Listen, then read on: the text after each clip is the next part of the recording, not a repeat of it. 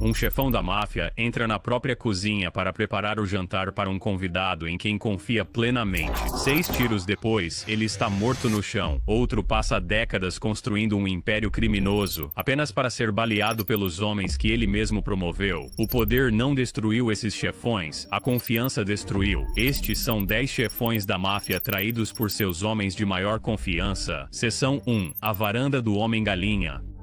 Philip Testa nunca esperou que a traição viesse dos próprios homens que ele acabara de promover, e esse único fato revela quase tudo sobre como a família criminosa da Filadélfia realmente funcionava em 1981. Testa assumira o controle da organização da Filadélfia apenas alguns meses antes, herdando a liderança após o chefão anterior, Angelo Bruno, ser morto a tiros em seu próprio carro em frente à sua casa. Testa agiu rápido para consolidar o poder, promovendo um soldado capaz e ambicioso chamado Nicodemo Scarfo ao cargo de subchefe, uma decisão que colocou Scarfo diretamente ao lado de Testa na hierarquia formal da organização e deu a ele acesso íntimo a cada parte da operação diária de Testa. Testa ganhou seu apelido, o Homem-Galinha, de uma carreira anterior administrando um negócio de aves na 9th Street, no sul da Filadélfia, um detalhe que soava estranho ao lado da violência que acabaria definindo o resto de sua vida. Ele subiu na hierarquia da família do jeito comum, trabalhando como soldado e capo por anos antes do assassinato de Bruno criar a vaga no topo.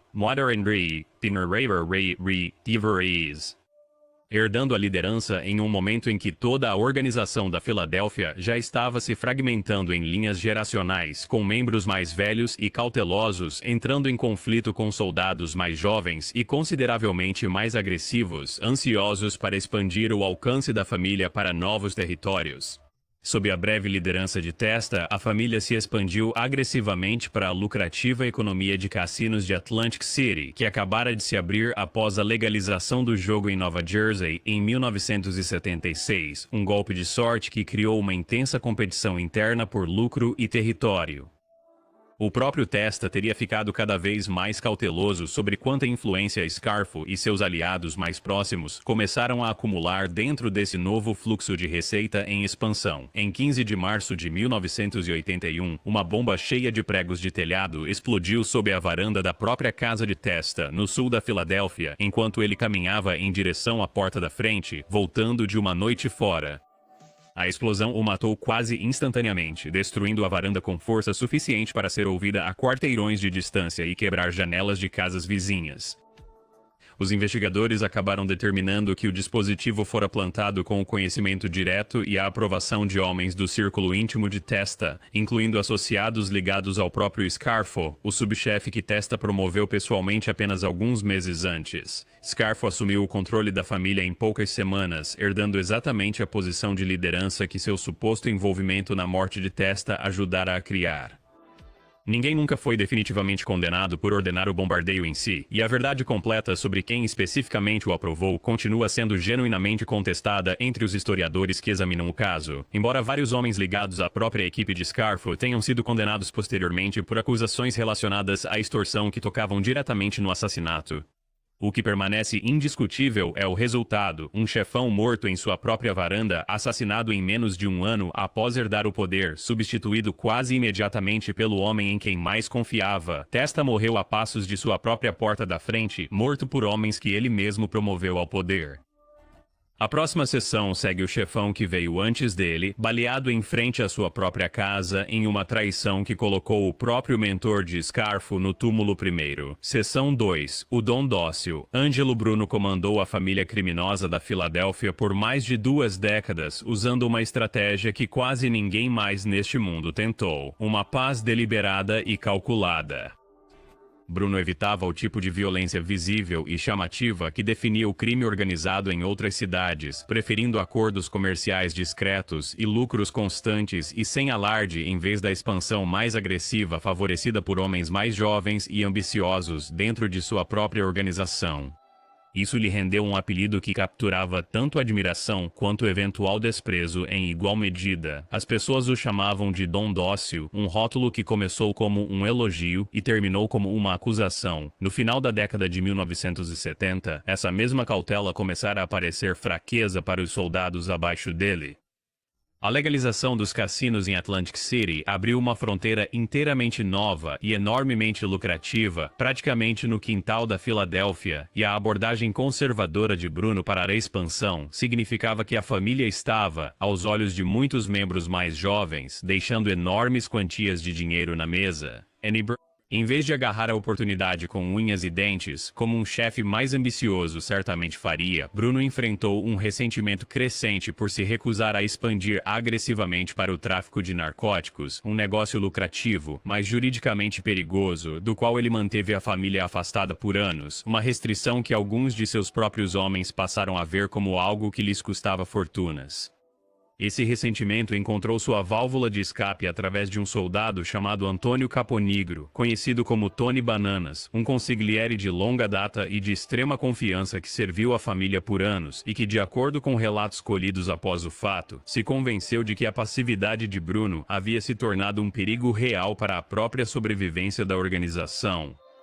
Caponigro teria buscado e recebido a aprovação da comissão em Nova York para a remoção de Bruno, distorcendo a situação para garantir essa aprovação antes de organizar o assassinato ele mesmo, com a ajuda de vários de seus aliados mais próximos dentro da família. Em 21 de março de 1980, pistoleiros se aproximaram do carro de Bruno enquanto ele estava estacionado em frente à sua própria casa no sul da Filadélfia após jantar com um associado. Ele levou um tiro na cabeça pela janela aberta do passageiro e morreu instantaneamente, morrendo da mesma forma comum e sem alarde que passou décadas tentando manter toda a sua organização operando. A recompensa do próprio Caponigro por essa traição chegou com uma velocidade brutal assim que a comissão descobriu que ele havia mentido para obter a repression deles. Ele foi convocado a Nova York, torturado e morto em poucas semanas, seu corpo encontrado com dinheiro enfiado na boca e seus próprios órgãos genitais removidos, uma mensagem compreendida por todos dentro desse mundo sem a necessidade de maiores explicações. O consigliere de confiança de Bruno não tinha simplesmente traído seu chefe, ele tinha traído toda a estrutura acima dele, e essa estrutura respondeu à altura. Antes de prosseguirmos, se você está gostando desta análise, por favor, considere se inscrever. Isso ajuda muito o canal. Bruno confiou no homem mais próximo a ele por décadas, e esse mesmo homem mentiu para toda uma comissão para removê-lo. A próxima sessão acompanha um chefe cuja própria resistência a essa comissão custou sua vida no chão de um restaurante em Nova Jersey. Seção 3. O voto contra ele. Dutch Schultz construiu sua fortuna do jeito difícil, contrabandeando bebidas pelo Bronx durante a Lei Seca, antes de consolidar o controle sobre o lucrativo esquema de apostas do Harlem, e no início da década de 1930, ele estava entre os gangsters mais ricos e temidos de Nova York. Sua queda não começou com uma família rival ou um subchefe invejoso.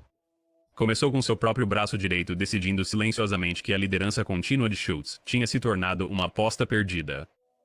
Bo Weinberg, o tenente mais confiável de Schultz por anos, teria procurado Lucky Luciano enquanto Schultz estava ocupado enfrentando 2 julgamentos federais por evasão fiscal, liderados pelo promotor Thomas Dewey, discutindo a possibilidade de simplesmente assumir a operação de Schultz, enquanto o chefe permanecia legalmente paralisado e incapaz de reagir. Isso foi uma traição silenciosa do homem em quem Schultz mais confiava, e embora o destino de Weinberg depois disso nunca tenha sido confirmado, ele simplesmente desapareceu sem deixar rastros, acreditando-se amplamente que Schultz mesmo tenha lidado com ele assim que soube da aproximação. A traição de Weinberg, mesmo resolvida, deixou Schultz permanentemente abalado e cada vez mais desesperado. As custas judiciais drenaram seus próprios esquemas. Ele cortou os pagamentos dos próprios soldados que mantinham sua operação funcionando, gerando exatamente o tipo de ressentimento que já tinha começado a corroer sua própria organização por dentro. E assim que a promotoria de Dewey se intensificou, Schultz cometeu o pior erro de cálculo de sua carreira, comparecendo perante a própria comissão para solicitar aprovação formal para assassinar Dewey de vez, eliminando o promotor que ameaçava sua liberdade. A comissão recusou por unanimidade, entendendo que matar um promotor da estatura de Dewey traria todo o peso da lei federal sobre cada família na sala. Schultz saiu da reunião furioso, jurando matar Dewey com ou sem a bênção deles. Essa ameaça selou seu destino. A comissão se reuniu novamente, desta vez para discutir o próprio Schultz, concluindo que um homem disposto a agir contra sua decisão explícita representava um risco perigoso demais para ser tolerado. Albert Anastasia recebeu a missão, passando-a para a Murder, Incorporated, de Louis Buchalter. Em 23 de outubro de 1935, pistoleiros entraram na Palace Shop House em Newark e atiraram em Schultz, junto com 3 de seus próprios homens. Ele morreu no dia seguinte. A organização que ele construiu foi silenciosamente absorvida pelos mesmos rivais e colegas que votaram por sua morte. O próprio braço direito de confiança de Schultz já tinha tentado substituí-lo uma vez, e a comissão terminou o serviço assim que sua própria rebeldia o tornou impossível de controlar. A próxima sessão acompanha um chefão que ex-amigos incriminaram por tráfico, em vez de arriscarem uma guerra aberta. Seção 4. Incriminado pelos próprios amigos.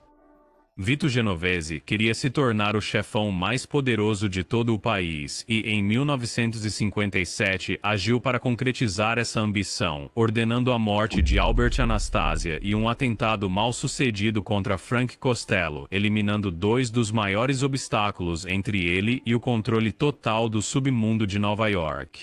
Após essa consolidação, ele convocou uma reunião massiva de líderes da máfia em Apalachim, Nova York, com o intuito de oficializar sua nova autoridade. Em vez disso, a polícia estadual invadiu o encontro, envergonhando dezenas de figuras importantes do crime flagradas juntas pela primeira vez. Um desastre público que manchou seriamente a reputação de Genovese perante os próprios pares que ele acabara de superar. Essa humilhação plantou a semente do que viria a seguir. O antigo mentor de Genovese, Lucky Luciano, junto com Frank Costello, Carlo Gambino e Tommy Lucchese, teria orquestrado uma resposta coordenada incriminando Genovese em uma elaborada conspiração de narcóticos, especificamente para removê-lo do poder, sem a violência aberta que arriscaria atrair a atenção federal indesejada para todo o submundo. O detetive do NPD, Ralph Salerno, comentou mais tarde que qualquer pessoa que realmente entendesse o quão isolado um chefão da estatura de Genovese se mantinha do envolvimento direto com o tráfico de rua acharia o caso do governo quase impossível de acreditar. A promotoria, no entanto, conseguiu uma condenação em 3 de abril de 1959, baseada substancialmente no depoimento de traficantes presos que trabalhavam para ele, e Genovese recebeu uma sentença de 15 anos, uma pena excepcionalmente severa para um chefão de seu escalão. O que faz essa traição específica valer a pena ser analisada é a coordenação absoluta que ela exigiu. Não foi um rival impulsivo agindo sozinho, mas 4 dos homens mais poderosos de todo o submundo, vários dos quais construíram suas carreiras ao lado de Genovese por décadas, concordando discretamente que a maneira mais segura de removê-lo não era com uma bala, mas através dos próprios tribunais, um método consideravelmente mais frio e muito mais difícil de rastrear até qualquer conspirador individual depois que o veredito já tivesse sido proferido. O próprio Genovese nunca quebrou o código de silêncio, continuando a dirigir as operações da família de trás das grades por meio de intermediários leais, mas a prisão gerou paranoia e, em 1962, ele emitiu uma ordem equivocada para eliminar um soldado de baixo escalão, chamado Joseph Valachi, convencido de que Valachi havia se tornado um informante. Valachi sobreviveu à tentativa, e aterrorizado por sua vida, tornou-se exatamente o que Genovese temia, testemunhando perante o Senado em 1963 como o primeiro mafioso totalmente iniciado a confirmar publicamente a existência da máfia, apresentando o termo Cosa Nostra ao mundo. Ele morreu na prisão, em 1969.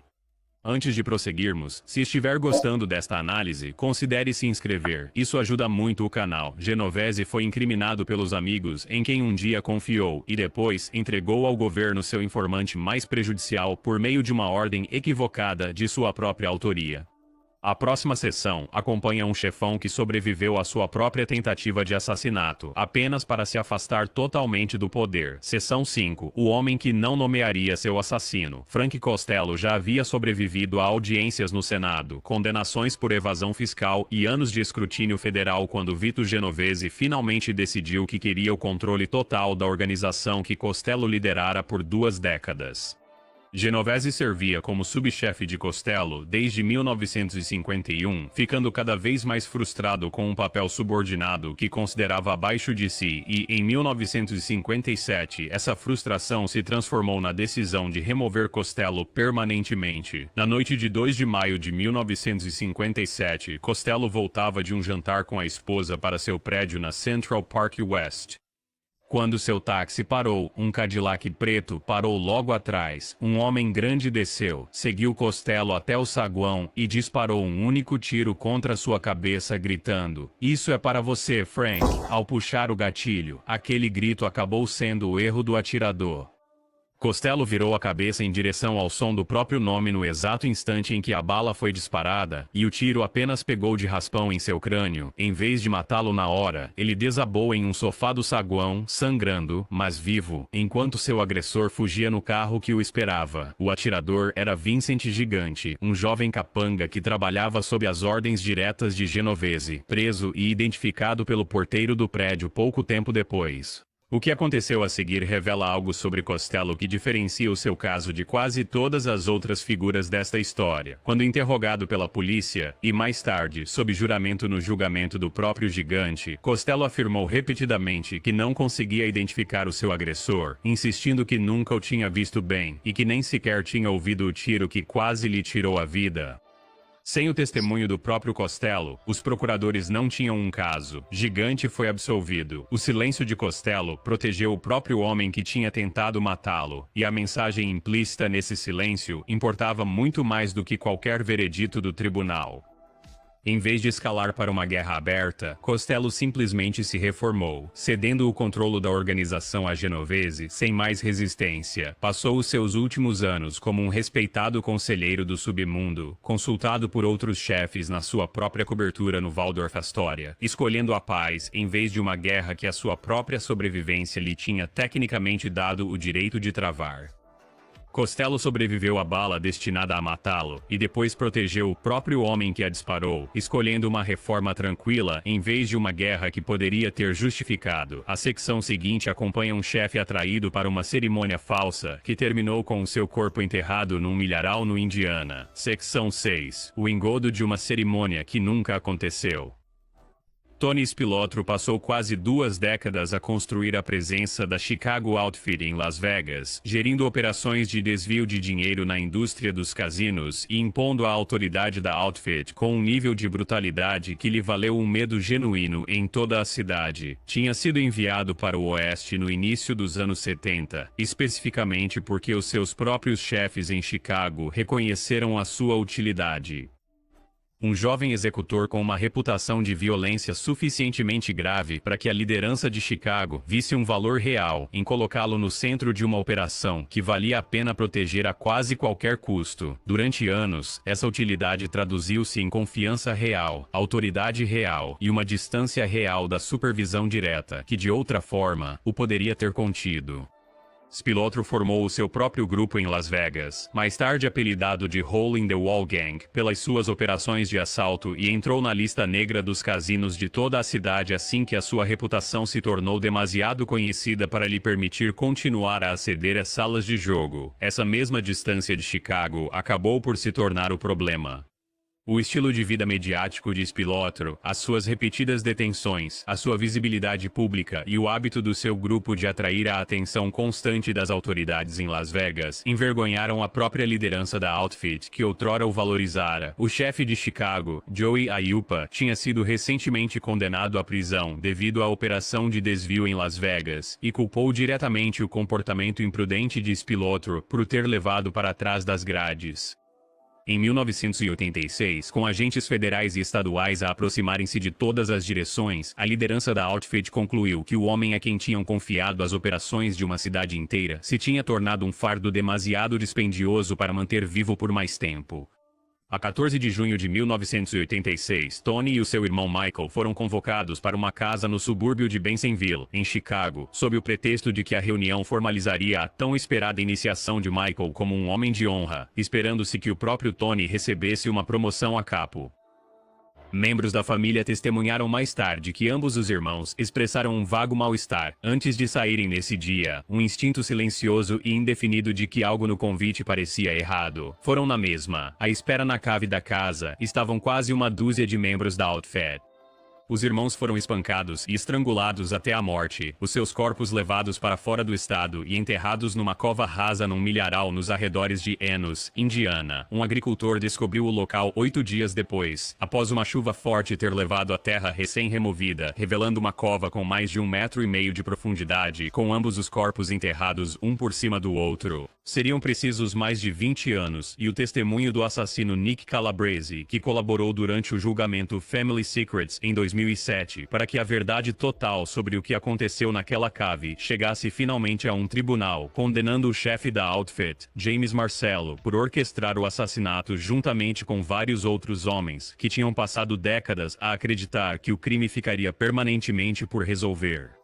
Antes de continuarmos, se estiver a gostar desta análise, considere subscrever o canal, ajuda imenso. Os irmãos Spilotro entraram numa cerimônia falsa, acreditando que iam ser homenageados, e Chicago acabou por enterrá-los num milharal. A secção seguinte acompanha um motorista morto simplesmente por ser demasiado leal ao chefe marcado para morrer ao seu lado. Secção 7, morto por nunca ter traído ninguém. Bilotti tinha construído toda a sua identidade em torno do serviço a Paul Castellano, subindo na hierarquia de motorista e guarda-costas a subchefe da família Gambino, Gun. Ele conquistou cada promoção sendo exatamente o que o chefe queria, um homem que nunca questionava, nunca desafiava e nunca hesitava em cumprir qualquer ordem. Essa carreira não foi construída com ambição ou manobras, mas inteiramente na base da obediência. E por anos, essa obediência serviu bem ao Castellano, dando a ele um braço direito cuja devoção nunca vacilou e cuja presença ao seu lado nunca precisou ser questionada. Castellano passou a depender do Bilotti para quase tudo, levá-lo a reuniões, fazer a guarda de sua casa e representar seus interesses perante os soldados, que achavam o chefe, cada vez mais focado nos negócios e distante, bem difícil de acessar diretamente. Essa lealdade total e inabalável tornou o Bilotti genuinamente valioso para o Castellano ao longo de anos de serviço. Isso também o tornou, aos olhos dos homens que conspiravam contra seu chefe, um problema que precisava ser resolvido assim que a conspiração começou a tomar forma. O Bilotti nunca traiu o Castellano, ele nunca cooperou com as autoridades, nunca planejou um golpe, nem tentou se posicionar como rival de ninguém acima dele. Ele morreu justamente porque nunca fez nada disso, assassinado pela própria constância que definiu toda a sua carreira na organização. John Gotti e seus comparsas, ao planejarem a remoção do Castellano no final de 1985, entenderam um problema prático específico. O subchefe do Castellano era próximo demais dele, leal demais e muito propenso a buscar uma retaliação imediata e violenta se o chefe fosse morto e ele sobrevivesse. A própria lealdade do Bilotti, a qualidade que lhe rendeu cada promoção na carreira, o tornou perigoso demais para ser deixado vivo uma vez que o próprio Castellano já estava marcado para morrer. Frank DeSico, um dos conspiradores que trabalhava de perto com o Gotti, entendeu esse cálculo bem o suficiente para ajudar a garantir que o Bilotti estivesse presente e exposto no exato momento da emboscada. Em 16 de dezembro de 1985, Bilotti levou Castellano a Sparks Steakhouse em Manhattan, exatamente como já o tinha levado a inúmeras reuniões antes, sem qualquer indício de que aquela noite em particular fosse mais perigosa que qualquer outra. O próprio Gotti estava estacionado ali perto, observando toda a operação se desenrolar com o Sammy Gravano ao seu lado, coordenando o sinal final. Assim que o Castellano saiu do carro, atiradores posicionados na calçada abriram fogo, matando-o instantaneamente. O Bilotti tentou reagir, alcançando a porta enquanto os tiros ecoavam, mas foi abatido antes mesmo de conseguir sair do veículo, sendo atingido várias vezes e morto na calçada ao lado do seu próprio chefe. Em 2 semanas, o Gotti manobrou para ser formalmente reconhecido como o novo líder da família Gambino, herdando o cargo que sua própria conspiração esvaziou, através de um único ato coordenado de violência, realizado à vista de todos os pedestres em uma rua movimentada de Manhattan. O Bilotti provou que a lealdade perfeita não oferecia proteção alguma quando o homem a quem ele servia se tornava um alvo, morrendo simplesmente por estar perto demais do poder.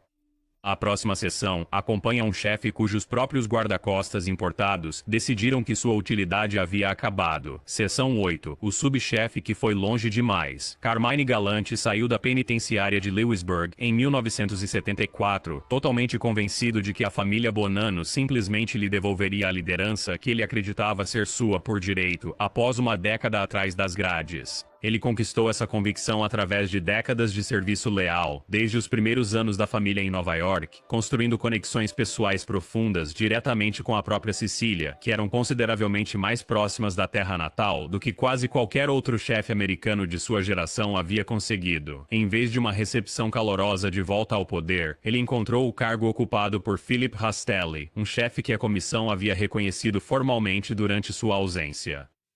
Em vez de aceitar isso, o Galante agiu rápido para assumir o controle prático da família, independentemente do título que a comissão tivesse dado a outra pessoa.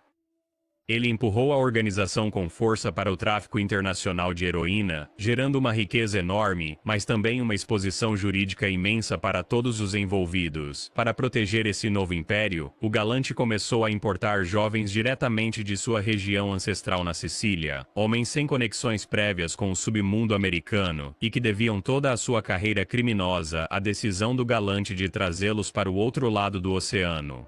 Os mafiosos americanos costumavam apelidar esses importados de Zips, embora Galante neles depositasse total confiança, acreditando piamente que a origem comum criava um vínculo muito mais forte do que qualquer soldado americano. Foi um erro absolutamente catastrófico. A lealdade daqueles sicilianos, no fim das contas, não pertencia a Galante, mas sim às suas próprias redes de parentesco em sua terra natal, e a uma operação internacional de drogas mais ampla, cujos interesses nem sempre se alinhavam com os do homem que os trouxera. Em 1979, a expansão desenfreada de Galante e seu desafio aberto à autoridade de Rastelli, sancionada pela comissão, alarmaram a liderança de todas as principais famílias de Nova York.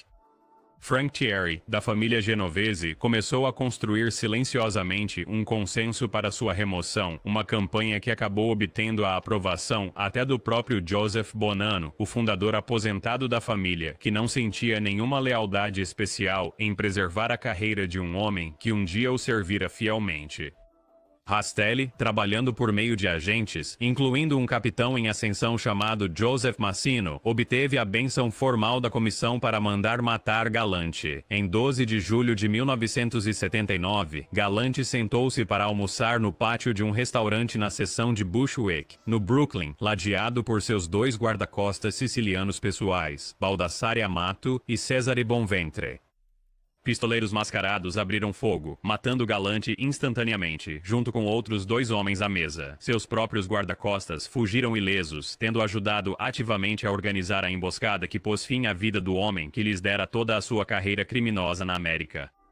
Ambos foram recompensados depois com uma promoção rápida dentro da própria organização, que acabara de apagar o homem que mais confiava neles. Antes de prosseguirmos, se estiver gostando desta análise, considere se inscrever. Isso ajuda muito o canal. Galante confiava nos homens mais próximos a ele justamente por causa de sua origem, e essa mesma origem compartilhada comprou sua morte em vez de sua proteção. A próxima sessão acompanha um mafioso morto por gostar do tipo errado de atenção. Seção 9. O homem que fez piada até levar um tiro.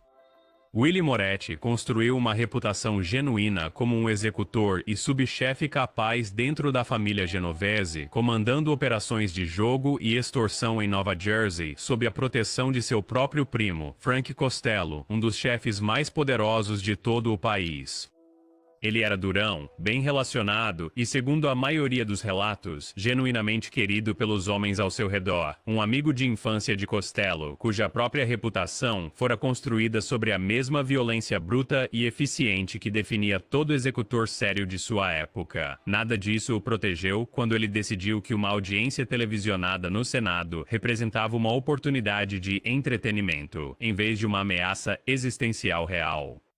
Em 1950 e 1951, o Comitê Kefauver trouxe uma atenção pública sem precedentes ao crime organizado por meio de audiências transmitidas nacionalmente, e Moretti se viu convocado a depor, enquanto todos os outros mafiosos, intimados pelo comitê, entendiam o perigo e invocavam repetidamente a Quinta Emenda. Sem dizer nada, Moretti fez o oposto. Ele brincou com os senadores, fez poses para as câmeras e insistiu que nunca tinha ouvido a palavra máfia antes, perguntando com uma confusão fingida se deveria carregar um cartão de membro. O público adorou. Os senadores agradeceram por sua franqueza, e um deles chegou a chamar sua sinceridade de revigorante. Seus próprios chefes assistiam com o horror crescente. A performance não terminou com o fim da audiência. Moretti continuou falando com repórteres depois, dando suas opiniões sobre eventos atuais e até discutindo a possibilidade de realizar sua própria coletiva de imprensa sobre jogos de azar em Nova Jersey. Somado à crença generalizada de que a sífilis avançada estava afetando seu julgamento e corroendo sua estabilidade mental, esse padrão convenceu a liderança da família Genovese de que Moretti se tornara permanentemente e perigosamente imprevisível, um homem que sabia muito sobre o funcionamento interno da organização e já havia demonstrado que não se podia confiar que ele guardaria nada para si, não importa quantos avisos recebesse. Vito Genovese foi quem mais pressionou pela morte, usando termos que desde então se tornaram uma das citações mais frias de toda esta história, supostamente descrevendo o assassinato que viria como uma execução por misericórdia, e dizendo aos associados que, se ele próprio perdesse o juízo da mesma forma, esperava ser tratado de forma idêntica, sem hesitação. Em 4 de outubro de 1951, Moretti estava almoçando com outros 4 homens em um restaurante em Cliffside Park quando pistoleiros entraram e dispararam várias vezes contra seu rosto e cabeça.